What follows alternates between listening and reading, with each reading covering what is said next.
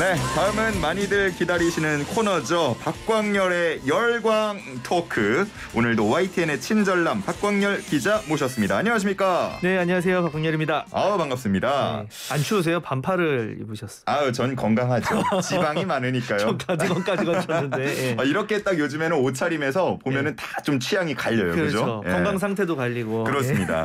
몸 관리 잘해야 되는데. 예. 자, 어쨌든 오늘 이제 본격적인 얘기 들어가기 전에 네네. 우리 청취자 퀴즈 한 번만 다시 내드릴 테니까 관련해서 힌트도 하나 주셔야 되거든요. 예. 센스 있는 힌트 우리 청취자분들이 기다리고 있습니다. 생각 잘 해주세요. 네. 자, 오늘 퀴즈는 이겁니다. 의회 안에서 다수파의 독주 등을 막기 위해서 합법적 수단으로 의사 진행을 지연시키는 무제한 토론을 말합니다. 무제한 토론. 이것은 무엇일까요? 1번 필리버스터, 2번 필리 고속버스터, 3번 필리 시내버스터, 4번 이현웅은 버터. 으아, 예뻐. 네, 힌트 주시죠. 필리 고속버스터. 이거 괜찮네요. 괜찮아요? 이거 이름 괜찮다. 근데 무제한 토론인데 고속으로 가면은 고속으로 오래 해야지. 고속으로 끝까지 오래? 쭉. 고속버스가 길게 가잖아요. 근데 그건 아닐 테고 왠지 5글자가 땡기네요. 저는. 5글자요? 너무 직접적인 힌트인가요? 우리 4306님께서는 고속버스만 보기에 나왔다면 수많은 시내버스 분들이 원망했을 텐데 네. 그래서 이제 시내버스까지 보기에 넣은 게 아닌가 합리적인 의심을 해봅니다. 저희는 평화주의자니까요. 네, 네. 우리 청취자분들도 이렇게 다 이해를 하고 계십니다. 아니 근데 필리 관광버스터, 필리 광역버스터, 필리 시외버스터 왜 다 안 나오냐고 예, 다 언급합니다. 너무 고생 많으십니다. 네. 감사하고요. 자, 오늘 이렇게 청취자 퀴즈 다시 한번 드렸고 정답 아시는 분은요. 단문 50원, 장문 100원, 샵 0945로 지금 정답 보내주시면 됩니다. 보기만 다시 한번 드릴게요. 1번 필리버스터, 2번 필리 고속버스터, 3번 필리 시내버스터, 4번 이현웅은 버터. 예뻐. 자. 옆에서 정말 견디기가 힘드네요. 근데 제가 그렇게 느끼해요? 정말 아니죠? 몸서리가 처지는 이 상황은 어쩔 수가 없네. 자, 됐고요. 본격적으로 들어가 보죠. 오늘 주제 뭡니까? 네, 오늘 주제는 지금 이제 인사청문회 전국이잖아요. 네. 인사청문회 보면서 사실 많이 답답하신 국민분들 많으실 거예요. 그러니까 어떤 의미에서건 보면서 이게 좀 어떻게 이게 제대로 되고 있는 건가 이런 생각을 할 수도 있는 거고 하니까 또 최근에 파행으로 이어지기도 했고 그런 부분에서 어떻게 하는 게 맞는가 이 부분에 대해서 좀 한번 찬반을 얘기해보고 싶어서 준비를 해오게 됐습니다. 참 이 인사청문회 시즌만 되면은 하루도 조용할 날이 없는 것 같아요. 맞습니다. 매일 의혹이 새롭게 터져나고. 맞습니다. 그죠? 이번에도 좀 여러 가지 의혹들이 나오고 있고 그래서 총리 후보자 인사청문회는 밀리기도 했고요. 맞아요. 근데 이런 인사청문회 제도가 언제부터 시작이 된 건가요? 청문회 제도 자체는 그러니까 2000년 시작이 됐는데 2000년이요? 그때는 범위가 굉장히 좁았어요. 그러니까 우리 헌법에 보면 임명할 때 국회 동의 얻어라 하는 네네. 직책들이 있어요. 국무총리라던가 대법원장 이런 게 있는데 그런 직책에만 이제 하다가 2005년 7월에 이 판도라의 상자가 열리게 됩니다. 바로 장관까지 다 확대를 하면서 지금의 이 사단이 이제 나게 된 거죠. 그러면서 이제 그때 당시 이제 2005년 7월 그 이후에 이제 더 확대가 됐어요. 그래서 점점 중간중간에 예를 들어서 국가정보원장, 검찰총장, 경찰청장 그리고 방송통신위원장 등등등 해서 지금 한 60여 명, 그러니까 60명대 중반 정도가 이제 이런 인사청문회 대상인 상황이죠. 야, 근데 2005년이라고 하니까 굉장히 오래된 건 아니다 싶기도 해요. 그렇죠. 그 전까지는 그냥 장관 임명할 때 그냥 임명을 했던 거죠. 인사청문회 없이. 그러니까 사실 그러다 보니까 좀 문제가 생기는 게 이게 아까 말한 총리라던가 이런 분들은 국회가 표결을 하는데 어떻게 보면 우리 법에 아직 이제 장관은 그런 건 없단 말이에요. 그렇다 보니까 항상 보고서를 채택했네 안 했네 그쵸? 그걸 받아들였네 안 받아들였네 이런 얘기들이 나오게 되는 거죠. 근데 이 인사청문회가 만들어진 게 항상 논란이 되는 그 도덕성 그리고 이제 능력 이 두 가지잖아요. 예를 맞습니다. 처음에 만들어질 때는 어떤 부분을 검증하려고 만든 거예요? 처음에는 아무래도 그때 당시에 능력도 있지만 도덕성 부분이 많았죠. 그때 당시에도 그러니까 그런 얘기들이 많았으니까 더 그랬을 거 아니에요. 그러니까 정말 이제 위에서 흔히 말하는 이제 어떤 결정권자가 이 사람으로 해 이렇게 했으니 그 당시엔 도덕성에 대한 그런 부분이 더 없었겠죠. 그래서 좀 그런 걸 투명하게 하자. 특히나 뭐 국회 동의를 얻어야 되는 직책만큼은 그게 있어야 되지 않겠냐, 청문회가 있어야 되지 않겠느냐 해서 시작이 됐고 그게 이제 확대가 된 거죠. 그러니까 어떻게 보면 처음부터는 도덕성에 많은 초점을 맞췄어요. 예. 이 논란이 좀 불거지게 된 계기 사건들이 몇 가지 있었다고 들었어요. 맞습니다. 그러니까 뭐 이렇게 인사청문회가 진행이 되면서 다양한 일들이 있죠. 보통 인사청문회 보면은 여당은 좀 이렇게 편들어주는 그렇죠. 답변하기 쉬운 얘기 아니면 맞아요. 미담으로 이어지는 얘기를 물어보고 맞아요. 야당은 이제 막 날을 세워서 얘기를 하죠. 그러다 네. 보니까 사실 지금으로선 상상이 안 되지만 청문회 처음 할 때는 어떤 질문도 있었냐면 당시 이제 공동여당이다 뭐 자민련 한 의원이 얘기한 건데 이제 첫사랑 얘기 좀 해달라. 청문회에서요? 청문회에서 이 후보자의 인간적인 풍모를 강조하기 위하여. 그러니까 뭐 워낙 제가 뭐 저 아내밖에 몰라서 첫사랑이 잘 없네요. 뭐 이런 얘기를 하고.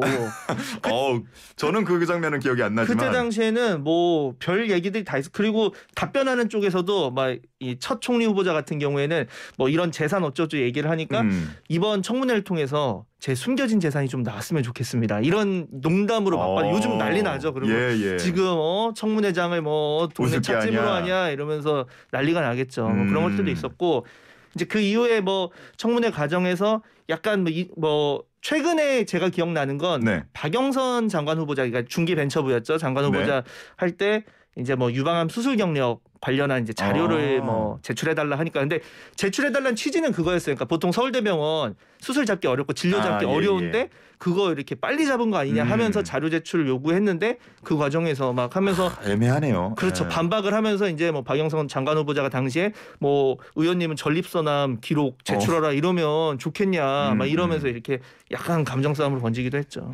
참 이게 정말 뭐 언제 어디까지 어느 수준까지 어떻게 이야기를 나눠야 되는지 부분에 대해서 늘 고민이 되는 것 같은데 우리 애청자분들은 이 인사청문회 어떻게 이루어지면 좋을지 그 의견도 궁금합니다.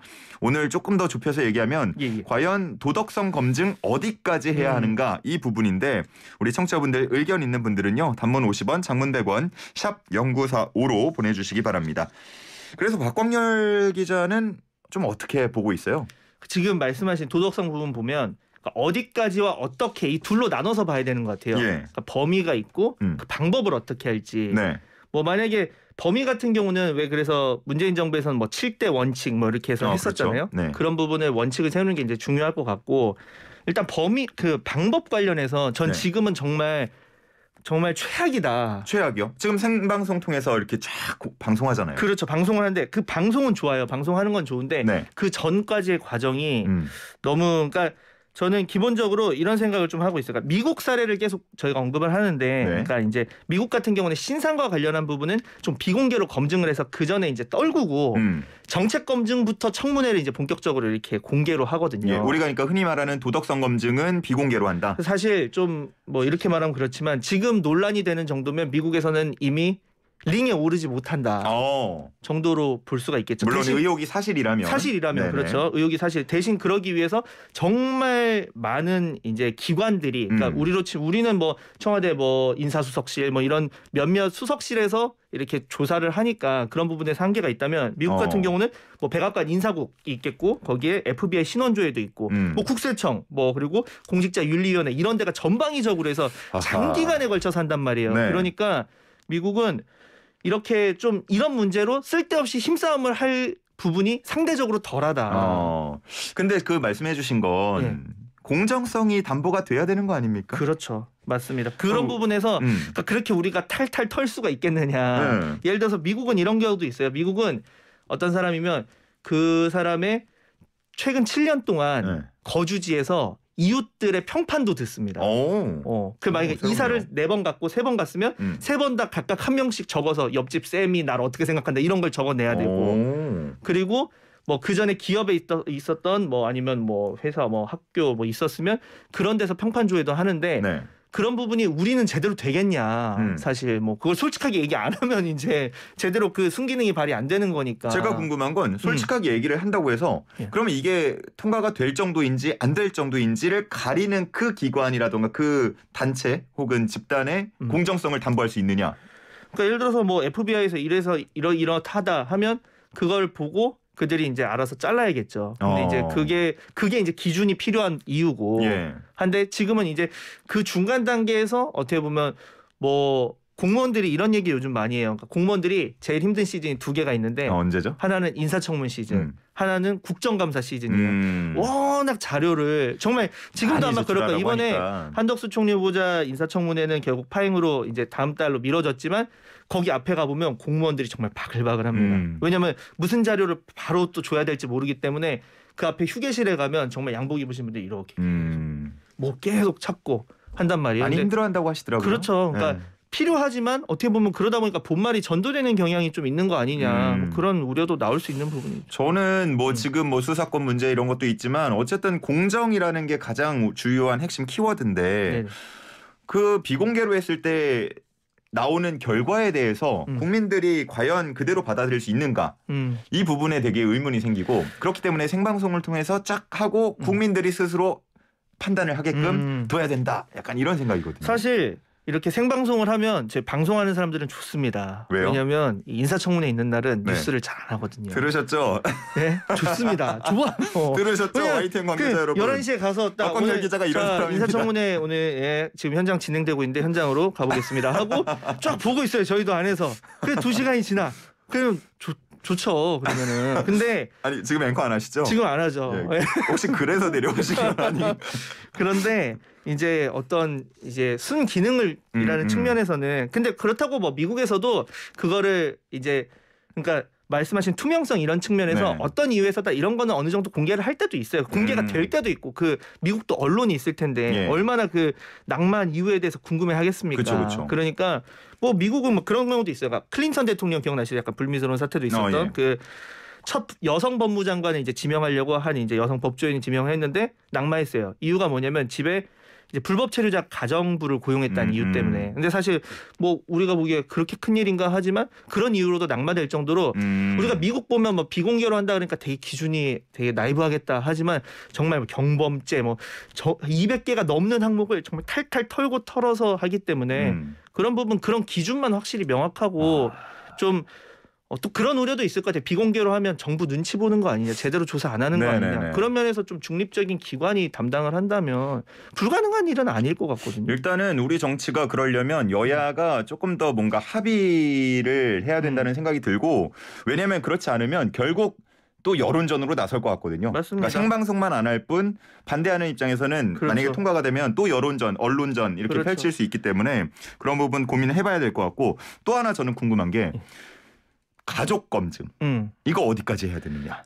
가족 검증. 그러니까 미국도 가족 검증은 엄청 엄격하게 해요. 막 전 그 어디까지 합니까? 헤어졌던 뭐 그것도 기준이 정확히 있는 건 아니지만 연인이요? 연인은 아니고 전 부인 뭐 미국은 부인. 이혼 이런 사례가 꽤 있으니까 그런 재산 관계 이런 것까지도 다 하고 사실 이번에 뭐 한덕수 총리 후보자 인사청문회 과정에서 뭐 그랬던 게 뭐 최근 50년치 월급 명세서를 뭐 내놔라 뭐 이런 부분에서 뭐 그러기도 했지만 미국 같은 경우도 이해충돌 관련 자료나 이런 거는 폭넓게 재산 관련 자료도 그렇고 하는 편이에요. 그러니까 이게 저희는 항상 그런 것 같아요. 예전에 뭐 이인영 장관 후보자 같은 경우도 자녀 해외 유학 비용 어떻게 되냐.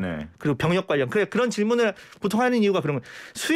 수입이 그렇게 얼마 안 될 것 같은데 스위스 거기 뭐 학비 비싸고 한데 어떻게 하는 거야. 그러니까 내놔봐. 못 내놓겠어. 왜냐면 민감한 자료고 뭐 증거도 없잖아. 근데 한덕수 후보자 비슷하게 갑니다. 그러니까 상황이 그러면 이해충돌 되는 것 같은데 부동산 관련 자료 주시죠. 내밀한 자료라서 뭐 그리고 김앤장 관련한 것도 뭐 자료 주시죠 하니까 이번에 뭐 김앤장 관련 이제 그만큼의 정말 몇억 대 몇십억 대의 뭐 봉급을 받았는데 뭐 19억 가까이 받았는데 그렇죠. 20억 가까이 받는 두 장에 한 장 반 정확히 한 장 반 15억 5억이라고 그때 얘기 나왔죠. 그러니까 이제 그런 부분에서 서로 계속 이쪽은 내로남불 또 이쪽도 내로남불 얘기가 나오는 부분이죠. 그러면은 뭐 그런 부분의 검증은 가족까지 다 해야 한다라는 의견은 뭐 동의를 하시는 거예요? 저는 할 수밖에 없다고 생각을 해요. 할 수밖에 없다 생각하고 실제로 국회에서 막 국회 저는 심심하면 국회를 많이 뒤져보는데 법안 중에 그런 것도 많습니다. 그러니까 피부양자라는 이유로 재산 공개 이런 거 고지를 거부하는데 이 후보자일 때 그러니까 아직 공직자가 아니잖아요. 그러니까 피부양자가 맞는지 아닌지 알 수 있는 방법이 없어요. 그러니까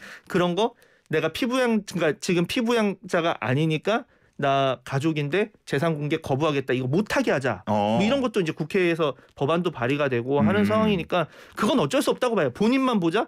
그러면 만약에 예를 들어 재산 관련해서 뭐 다 돌려놓고 그러면 어떻게 그건 어쩔 수 없다고 보고 다만 이걸 너무 공개로 막 이렇게 해서 조금씩 흘려가면서 뭐 이런 식으로 해서 서로 여야 간에 약간 뭐 그런 거 많이 알아낸 의원은 잘했어. 그래 이렇게 해야지. 이런 식으로 되는 거는 좀 국정감사도 그렇잖아요. 뭔가 스타가 탄생하고 이런 느낌처럼. 그 과정에서 정말 필요한 걸 파야 되는데 이게 약간 상대에게 큰 타격을 줬으면 아 잘했다. 스타 의원 이렇게 되는 건 좋지 않지 않을까. 저희 청취자분들 의견도 한번 살펴볼게요. 네. 1156님.